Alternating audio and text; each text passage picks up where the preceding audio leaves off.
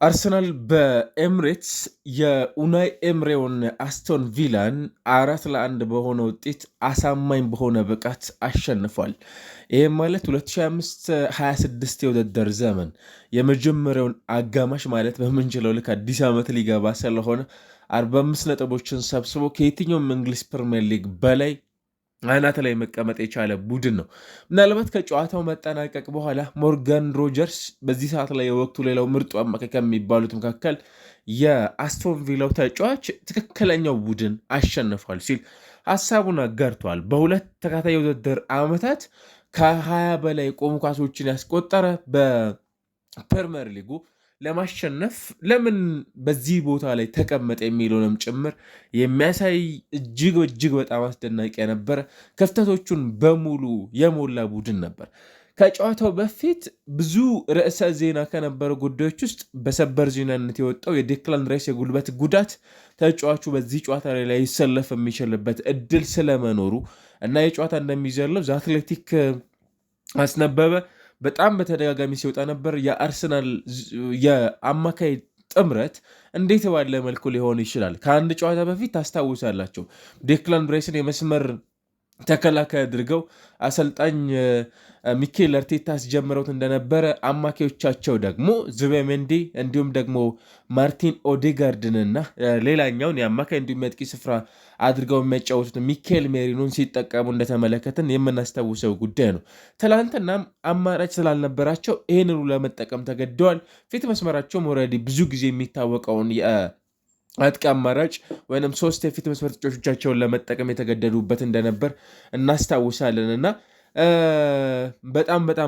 በጣም የሚገርም ምሽት ነበር። ኢቭን ኡናይ ኤምሪ ያመኑበት ምሽት ነበር። ትላንትና ኢቭን ተሸነፈን እንኳን ደስተኛ ነኝ የሚል ሀሳባቸውን አጋርተዋል። ከትላንትናው ጨዋታ መጠናቀቅ በኋላ 11 ተከታይ ጨዋታዎችን ሽንፈት ያላስተናገደና ምናልባትም ካምባኮቹ ላይ ደግሞ እጅግ በጣም ጥሩ ከሚባሉ ቡድኖች ውስጥ አንዱ የሆነውን ቡድን ነው ማሸነፍ የቻሉት። በጨዋታው ላይ ለአርሰናል ከጉዳት በኋላ ተጫዋቾች መመለስ ምንድን ነው የሚሰጠው ዜና የሚለው ጉዳይ መነጋገር ያለብን ይመስለኛል። ጋብሪኤል ማጋሌዥን በተመለከተ አርሰናል ከዚህ ቀደም እንዲያጋራችሁ ጉዳይ ላይ በመከላከል አይደለም። በነገራችን ላይ አርሰናል በመከላከል ደረጃ ቡድኑን ሊጎዳው የሚችል ተጫዋች ነው፣ ምንም ጥያቄ የለውም። ነገር ግን የጋብሪኤል ማጋሌዥ ከመከላከል ባለፈ ማጥቃቱ ላይ ያለው ተሳትፎ ከየትኛውም ፕሪሚየር ሊግ ውስጥ ከሚገኙ ተጫዋቾች እጅግ በጣም የላቀ ነው። በተለይ ደግሞ በተቃራኒ ሳጥን ውስጥ በሚገኝበት ሰዓት ላይ የቆሙ ኳሶች በሚገኙበት ሰዓት ላይ የጋብሪኤል ማጋሌዥ የቆመ ኳስ የማስቆጠር ንጻሬ አሊያም ስኬት እጅግ ከሚገርሙ ሁነቶች ውስጥ መካከል በቀዳሚነት ሊነሳ የሚገባ ጉዳይ ነው እና በመጀመሪያ ፈጣሪን አመሰግናለሁ። ይሄኛው በጣም አስቸጋሪ ሰዓት ነበረ፣ በተለይ የጉዳቶቹን ጉዳይ በተመለከተ እና ሁሌም ቢሆን በተቻለኝ አቅም ቡድኔን መርዳት እፈልጋለሁ። አሁን ግን ስለተመለስኩኝ በጣም ደስ ብሎኛል የሚል ሀሳቡን አጋርቷል። ዛሬ ደግሞ ለሁሉም ተጫዋች በጣም ጥሩ የሚባል ቀን ነው። በጋራ እንዲህ ጠንክረን ስንሰራ በጣም የተሻለ ነው መሆን የሚችለው። ይህንኑ ደግሞ ይዘን መቀጠል እንፈልጋለን የሚል አስተያየትም ሰጥቷል። ከጨዋታው መጠናቀቅ በኋላ ጋብሪኤል ማጋሌዥ ፐርፌክት የሆነ ጎል አስቆጥሯል። አርሰናል እንዲያውም ከዛ በፊት ኦሌ ዋትኪንስ ቆንጆ ኳስ ማስቆጠር ነበረበት ከዚህኛው የኳስ እንቅስቃሴ በፊት። ነገር ግን ትክክል ስላልነበረ ኳሱ ፈጥኖ ስለነበረ ራሱ ሳሊባ ያወጣበትን ኳስ ታስታውሳላችሁ። በጣም ፐርፌክት ከነበሩት ውስጥ ልናስታውሰው የምንችለው ኳስ። ስለዚህ በምሽቱ መርሃ ግብር ያለፉትን 11 ጨዋታዎችን ሽንፈትን ያላስተናገደውን ቡድን 4-1 በሆነ ውጤት ነው መረምረም የቻሉት እንጂ አሸነፉ ብቻ ማለት አይቻልም። በዚህ ጨዋታ ላይ ከማንቸስተር ሲቲ ውጤት በኋላ በጣም በሰፊ ውጤት ካሸነፏቸው ውድድር ጨዋታዎች መካከልም ጭምር ይነሳል እና አርሰናል ለሁለተኛ ጊዜ ነው እንግዲህ እንግሊዝ ፕሪሚየር ሊግን መምራት ከጀመረ በኋላ የ4-1 ውጤቶችን የተመለከትንበት የዚህኛው የውድድር ዘመን የፕሪሚየር ሊግ ጨዋታን የተመለከት ነው። ከዛ ምናልባትም ካካን የሚያስታውሰን ከዛ አይ ቢሎንግ ቱ ጂሰስን ትላንትና አስመልክቶናል። ጋብርኤል ሄሱስ ከጉዳት መልስ የአርሰናልን አራተኛውን ጎል ማስቆጠር የቻለው ተጫዋች እርሱ ነበር። የጋብርኤል ሄሱስ መመለስ ብቻውን እጅግ በጣም ትልቅ ዜና ነው። ለአርሰናል ትልቅ የሚሰጠው እፎይታ ነው። ነገር ግን ጎል ማስቆጠሩ ደግሞ የአርሰናል የፊት መስመር ጥያቄ ላይ እንዳይነሳም ጭምር ማድረግ ይችላል ተጫዋቾች ወደ ጎል በሚመለሱበት ወቅት። ከዛ በፊት ግን አርሰናል በጨዋታው ላይ ምንድን ነበር ሲያደርግ የተመለከት ነው የሚለው ጉዳይ በደንብ መነሳት ያለበት ይመስለኛል። አርሰናል አብዛኞቹን ጫናዎቹን በትክክል በሜዳው በሚያደርገው ጨዋታ ላይ ተቋቁሞ ነበር የተመለከት ነው። አርሰናል ጨዋታውን ለማሸነፍ በቂ መሳሪያ እንደነበረውም ጭምር ደግሞ በምሽቱ በነበረው የጨዋታ እንቅስቃሴ ላይ በደንብ ያስመለከተን ቡድን ነበር። ጫናዎች በቪላ የዛን ያህል ሲፈጠሩበት አልነበረም። ጫናዎችም ሲፈጠሩበት ጫናዎቹን ለመቋቋም ተቸግሮ የተመለከት ነው ቡድን አይደለም። ምሽት በተመለከት ነው የጨዋታ ሂደት ላይ ተጫዋቾች ሳይኖሩት እነዛን ተጫዋቾች እንዴት መሸፈን እንደሚችልም ጭምር በአግባቡ የሚያውቅ እና በጣም ፈጣን የሆነ የትራንዚሽን እግር ኳስ እንዲሁም ደግሞ በፖሴሽንም ጭምር መጫወት የሚፈልግ እንዲያውም በመጀመሪያው አጋማሽ ተመልክታችሁ ከሆነ የሆኑ አብዛኞቹን ደቂቃዎች ላይ ቪላ ኳሱን ለመቆጣጠር በጣም ጥረት ያደርገ የነበረ ቡድን ነው እና ኳስን ከመቆጣጠር ውጭም ባለው ጨዋታውን የማሸነፍ ፍላጎት አርሰናል ፍጹም ፍላጎት የነበረውና ጨዋታውን ለማሸነፍ በጣም የተሻለ ቡድን እንደነበረም ጭምር አይተናል እና የማርቲን ኦዴጋርድ ትላንትናም በጣም አስደናቂ ነበር። መሀል ሜዳውን ማርቲን ኦዴጋርድ ያለ ጉዳት ከሆነ በአርሰናል ቤት ውስጥ የሚቀጥለው አማካዩ ላይ ጥያቄ የሚነሳበት ተጫዋች አይደለም። የዙቤሜንዲ ጎል ሲቆጠር የእርሱ በጣም ፐርፌክት ነበረ። በጨዋታው ላይ ከተመለከታችሁ አርሰናል ሊያውም ያንን ኳስ አስቶን ቪላ ስህተት ነበረ ኳሱን ማግኘት የቻለው። ከዛ በኋላ ማርቲን ያችን እንዴት በጠባብ ስፔስ ኳሱን ማቀበል እንደቻለ ስትመለከቱ ፍጹም ድንቅ ነበረ እና ስታቲስቲክሶቹም ያንን ያሳዩናል። አርሰናል 4 ጎል ለማስቆጠር 2.7 ኤክስጂ ብቻ ነበር የነበረው። ስለዚህ ጎሎች ላይ ስሎች ነበሩ። 18 ሙከራዎችን አከናውናል። በ9 ከተጋጣሚያቸው ይልቃሉ። 6 ኢላማቸውን የጠበቁ ሙከራዎች፣ 47 በመቶ የኳስ ቁጥጥር ብቻ ነበር አርሰናል ያለው በጨዋታው ላይ ማለት ነው።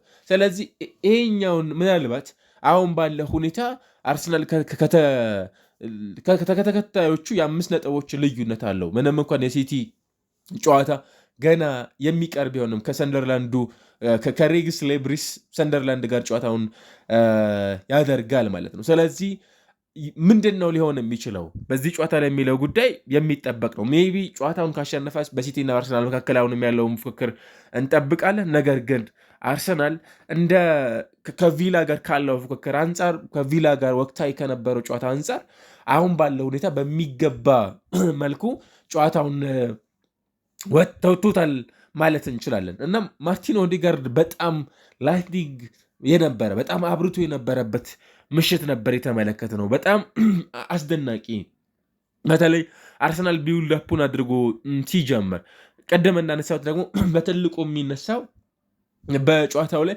ከኳስ ውጭ የነበረው ለምሳሌ ዩሪ ቴሌማንስን የማሸነፍ ከኳስ ውጭ በነበረው የታትሮ የመስራት ማለት ነው። ያንን የተመለከት ነው። በጣም ኮምፖዠር የነበረው ተጫዋች ነበር የተመለከት ነው። በተለይም ደግሞ ፐርፌክት የምንላቸውን ኳሶች ለመጨረሻው ተጫዋች የማቀበል ስኬቱ ትናንትና ምሽት በተመለከትነው እንቅስቃሴ በጣም ከሚያስደንቁት መካከልም ጭምር የሚነሳ ነው። ምሽት ሌላው ከተመለከትናቸው ጉዳዮች ውስጥ ምናልባት የጋብርኤል መመለስ ለአርሰናል ቅድም እንዳነሳ ነው በጣም ፐርፌክት ነው። ባለፉት 11 ክሊንሺቶች ቡድኑ ክሊንሺቶችን አስመዝግቦታል። ባለፉት 15 ጨዋታዎች በ11ዱ ሌላው ፐርፌክት ከሚባሉት ውስጥ አይንን አስጠብቆ መውጣት ይጠበቅ ነበር። ኦፍኮርስ አሁን ባለ ሁኔታ ትላንትና ተመልክታችሁ ከሆነ 6-3-1 የሚመስል አርሰናል ከኳስ ውጭ ይጠቀሙ የነበረው የጨዋታ መንገድንም ጭምር ለማየት ሞክረናል። አንዱ አሰልጣኝ ሚኬል አርቴታ ከሚደነቁበት ውስጥ በጨዋታ ላይ ፍሌክሰብል መሆን፣ በጨዋታ ላይ ቡድኖች አንዳንዴ ብሪጅድ ሆነው የሚጠቀሙትን ብቻ ለምሳሌ ባክስር የሚጠቀም ቡድን ባክፋይፍ እንደሚሆን ይታወቃል። ባክፎር የሚጠቀም ቡድን በተቻለ መጠን ከዛ ላይ ያወጣ የሚችልበት እድል ሊኖር ይችላል። ምንም እንኳን አሰልጣኞች በጨዋታው ሂደት ላይ የሚተገብሩት የተለያየ ነገር መኖር ቢችልም እና ይሄኛውን አርሰናል ግን አሁን ምሽት በነበረው የጨዋታ ሂደት ላይ ኡናይ ኤምሬ አርሰናልን ለማቆም ምንም ነገር አድርገዋል ማለት በማንችለው ልክ ነበር የተመለከትነውና አሁን ኮንሲስተንሲ ያስፈልጋል ብሏል አሰልጣኝ ሚኬል አርቴታ። በተለይም ስለ ማርቲን ኦዴጋርድ ተጠይቀው ነበር ከጨዋታው በኋላ ስለ ተጫዋቹ ብቃት በሜዳ ውስጥ ስላስመለከተው ጉዳይና ኮንሲስተንሲ ይህንን ብቃት አስጠብቆ እንዲቆይም ጭምር ያስፈልጋል። 2 የትከሻ ጉዳቶችን አስተናግዷል። ተጫዋች የሆነ ብቃቱ መጣለት ሲባል ጉዳቶችን የሚያስተናግድ አይነት ተጫዋች እንደሆነ ይታወቃል እና ለአርሰናል ቀጣይ በርነሞዝን ያስተናግዳል ከቼልሲ ጋር ከሜዳ ውጭ ይሄ ቡድን የአቻ ውጤት ነበረው። ስለዚህ በፕሪሚየር ሊጉ ማለት ነው ከዚህ ቡድን ጋር የፊታችን ቅዳሜ ጨዋታውን ሲያከናውን እንዴት ባለ መልኩ ይወጣል የሚለውን ጉዳይ በጣም የሚጠበቅ ነው የሚሆነው። ነገር ግን አርሰናል በሁሉም ሜትሪክሶች ደግሞ በዚህ ፍጹም የተሻለ ቡድን ሆኖ ተመልክተናል። ስለዚህ መደነቅ ያለበት ቡድን ነው አይደለ? አርሰናል ከምንም በላይ ይህንን ጨዋታ በማሸነፉ ብዙ ነገሮችን በተረጋጋ መልኩ እንዲጓዙ ጭምር ማድረግ የሚችልበትን ውጤት አስመዝግበው ወጥቷል። ለምሳሌ ስቲል ደጋፊዎቹ ጋር ያለው ከትላልቅ ቡድኖች ጋር ወይም ከ3 ሳምንት በፊት ከነበረው የቪላ ጨዋታ በኋላ ይህንን ጨዋታ ማሸነፍ ለዚህ ቡድን እንዴት አስፈላጊ እንደነበረም ጭምር ያስመለከተበት ፕላስ ደግሞ በዛ ጨዋታ ላይ አርሰናል የመሸነፊያ ጎሎቹ ሲቆጠሩበት ተጫዋቾቹ ጋር የተመለከትነውን ስሜት እናስታውሳለን። ያ የሆኑ ጥርጣሬዎችን ተጫዋቾች እንዴት ፍራስትሬትም ጭምር እንዳደረጉ በዛ ጨዋታ ላይ የተመለከትንበትን ቅጽበት ታስታውሳላችሁ። ስለዚህ እንዲህ አይነት ጨዋታዎችን ማሸነፍ የደጋፊዎችንም ጭምር ልቦና ምናልባት ቡድኑ ያንን ማድረግ እንደሚችልም ጭምር የሚያሳየ ነበር። ስለዚህ ፐርፌክት ከነበሩ ምሽቶች ውስጥ ልናነሳው እንችላለን። በጣም ትልቅ ቫሊዩም ጭምር ደግሞ የነበረውን ጨዋታ የተመለከትንበት ምሽት ነው። ለአርሰናል ከጉዳት የተመለሱ 2 ተጫዋቾች ጎል አስቆጠረው ጨዋታውን እንዲህ ባለ መልኩ ሲያሸነፉት በተደጋጋሚ ስለ ሊያንድሮ ትሮሳርድ እያነሳን እንገኛለን። ሊያንድሮ ትሮሳርድ ፕሪሚየር ሊግ ውስጥ ካሉ በጣም ጥራት ካላቸው አማካይ 9 ቁጥር 10 ቁጥር 8 ቁጥር ቦታ ላይ ሆነው መጫወት ከሚችሉ ተጫዋቾች መካከል አንዱ ነው። በዚህ ጉዳይ ላይ ብዙ ጥርጣሬ ያለው ተጫዋች አይደለም። ቡድንን በየትኛው መልኩ ሊያግዝ የሚችል ተጫዋች ነው። ጎል ስትፈልጉ ጎል ይሰጣችኋል። ከጎል ውጭ ባሉት ሂደቶች ደግሞ በጣም ወክሬት ካላቸው ተጫዋቾች መካከልም ጭምር ደግሞ አንዱ ነው። ብዙ ታትሮ የሚሰራ ሜዳ ውስጥ የፈለጋችሁት ፒች ላይ ያንን የሚነካ አይነት ተጫዋች ነው። ሁሉንም የሜዳ ክፍል ላይ ከሚያካልሉ ተጫዋቾች ውስጥ በቀዳሚነት ሊነሳ የሚገባ አይነት ተጫዋች በሜዳ ውስጥ የተመለከትንበትን ምሽት ያስታውሳቸዋል፣ እያንዳንዱን ጨዋታ ባከናወነባቸው ቅጽበቶች ውስጥ ማለት ነው። ስለዚህ የሚኬል አርቴታ ቡድን 4-1 በሆነ ውጤት ይህንን ጨዋታ አሸንፏል። በጣም በጣም አስፈላጊ ከነበሩ ምሽቶች ውስጥ አንዱ ነው። ቅድም እንዳልኳቸው በ2024 እና በ2025 20 ጎሎችን አስቆጥሯል ቡድኑ ከቆመ ኳስ ብቻ ከ20 በላይ ጎሎች ማለት ነው። ይህንን ከ1993/96 ከዌምበልደን በኋላ ያሸነፈው ማለት ነው። ምናልባት እጅግ በጣም ሰፊ ልዩነት አለው ማለት ነው። ምናልባት አይደለም እንጂ ከ1993 እስከ እንዲሁም ደግሞ በ96 መካከል የነበሩት ቆይታዎችን የሚያስመለክታል። ቡድኑ ምናልባት ከኮርና ብቻ በ2005 ደግሞ ያስቆጠራቸው ጎሎች ከኮርና ብቻ ማለት ነው 17 ደርሰዋል። ይህም በ2012 ማንቸስተር ዩናይትድ ካስቆጠረው 18 በአንድ ብቻ ያነሰ ነው። በካለንደር ይር ፐርፌክት እየሆነ ይገኛል። የቆመ ኳስ ስንል ግን ማዕዘን ምቶችንም ጭምር የሚያካልል ስለሆነ እዚህ ጋር ልብ ሊባል የሚገባ ጉዳይ ይመስለኛል።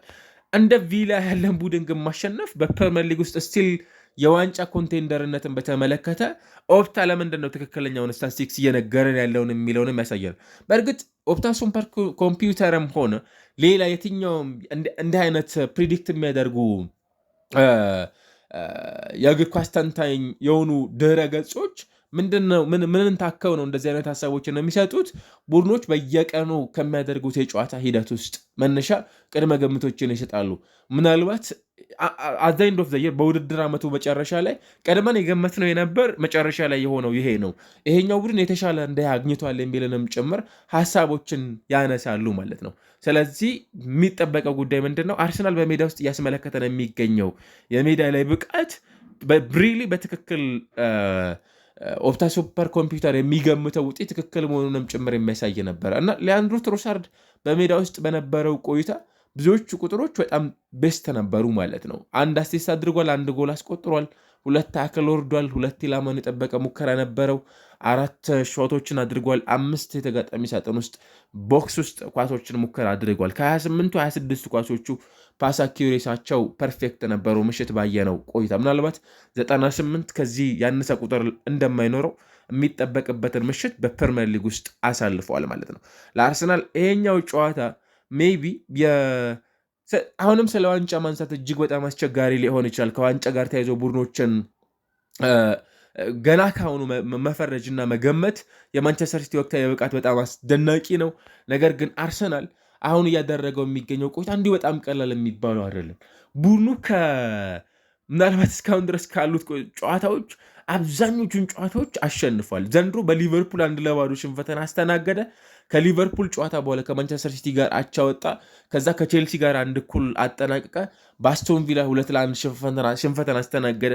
ከዛ በኋላ ያሉ ጨዋታዎች ቡድኑ እያሸነፈ ነው የመጣ። በቅርብ እንኳን ክለብ ብሩዥን፣ ወልቭስን፣ አርሰናልን ማነው ኤቨርተንን፣ ክሪስታል ፓላስን በፍጹም ቅጣት ምት ብራይተንን አሸንፎ የመጣ ቡድን ነው እና የኮንሲስተንሲ ጥያቄ የምታነሱበት ቡድን አይደለም። ማሸነፍ ይገባ የነበረን ጨዋታ አላሸነፈም ብለን ብሌም የምናደርግበት የምንከስበት አይነት ቡድን አይደለም አሁን እየተመለከትን የምንገኘው እና ሪሊ ኢንተርቴን የሚያደርግ ቡድን በትክክል አሸንፏል። ስለዚህ ይገባው ነበር ማለት ነው ይህንን ጨዋታ በተመለከተ ይህ ቡድን ማሸነፍ። አሁን የትላልቅ ጨዋታዎች አሸናፊ የሆነውን ቡድን በሚኬል አርቴታ ቡድን በኩል እያየን ነው። ከዛ ባለፈ ትናንሽ ምናልባት በአቬሬጅ የምንላቸውንም ጨዋታዎች ደግሞ የሚያሸንፈውን የሚኬል አርቴታን ቡድን በፕሪሚየር ሊግ መርሃ ግብሮች ላይ እያስተዋለን እንገኛለን። ይሄ አንድ የዋንጫ ቡድን ምን ማድረግ እንዳለበትም ጭምር የሚያሳይ የሜዳ ላይ ፐርፎርማንስንም ጭምር እያስመለከቱን ከሚገኙ የፕሪሚየር ሊግ ቡድኖች ውስጥ አንዱ የሆነበትን ምሽት አስመልክቶናል። የሚኬል አርቴታው አርሰናል ማለት ነው። ሊያንድሮ ትሮሳርድ በአርሰናል ቤት ውስጥ በዚህ በ2025 ብዙ የጎል ተሳትፎ ላይ ያለው ተጫዋች እሱ ነው። ቀዳሚ 19 ብዙ ጎል ያስቆጠረው ተጫዋች እሱ ነው። 10 ብዙ አሲስት ያደረገው ተጫዋች እሱ ነው። 9 በ2025 የውድድር ዘመን ነው ያልኩኝ የምገኘው ማለት ነው እና ሚኬል ሜሪኖም እንዲሁ በጣም ጥሩ ጎሎች ጥሩ ተሳትፎች ያሉት ተጫዋች ነው በቡድኑ ማለት ነው። ትላንት ግን ኦቨሮል በጣም ፐርፌክት ምሽትን አሳልፏል።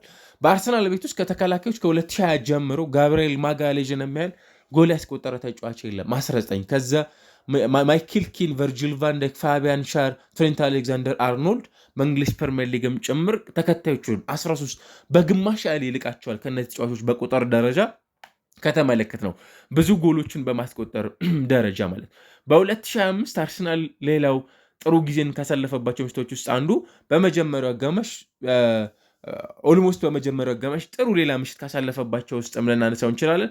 በጨዋታው ላይ ግን ብዙ ነገሮቹ አርሰናል ከተጋጣሚው የላቀ ቁጥር ነበር። አንድ ምንድን ነው የአርሰናል ምሽት የተበለጠበት ኳስ ቁጥጥር ነው። 30 በጨዋታው ላይ እንደተመለከት ነው 304 የተሳኩ ኳሶችን የተቀባበለ 355 ኳሶችን የተሳኩ ኳሶችን ተቀባብሏል በቪላ በኩል ማለት 48.8% ነበር የኳስ ቁጥጥራቸው በአጠቃላይ የነበረው። ከዛ የተሻለው ደግሞ ቪላ ነበር በጨዋታው ላይ ያስመለከታል። ኦቨሮል ቡድኑ የተበለጠበት ነገር የለም፣ ግን ጨዋታው ላይ በጣም በብዙ ዘርፍ ሪሊ የዋንጫ ኮንቴንደር ለመሆን የሚያበቃ የሜዳ ላይ ፐርፎርማንስ አሳልፏል እና ደጋፊዎችም ሆኑ ከደጋፊዎች ውጭ ላሉ ሰዎች አርሰናል በዚህ ልክ ለመገኘቱ ትክክለኛ ቦታ ላይ እንዳለም ጭምር ያሳየ ነበር። ቲምበር፣ ሳሊባ፣ ጋብርኤል ማጋሌሽ፣ ኢንካፔ ከባክፎሮቹ 2 ጎልና አሲስት ነበራቸው። ቲምበር አሲስት አደረገ፣ ጋብርኤል ማጋሌሽ ጎል አስቆጠረ።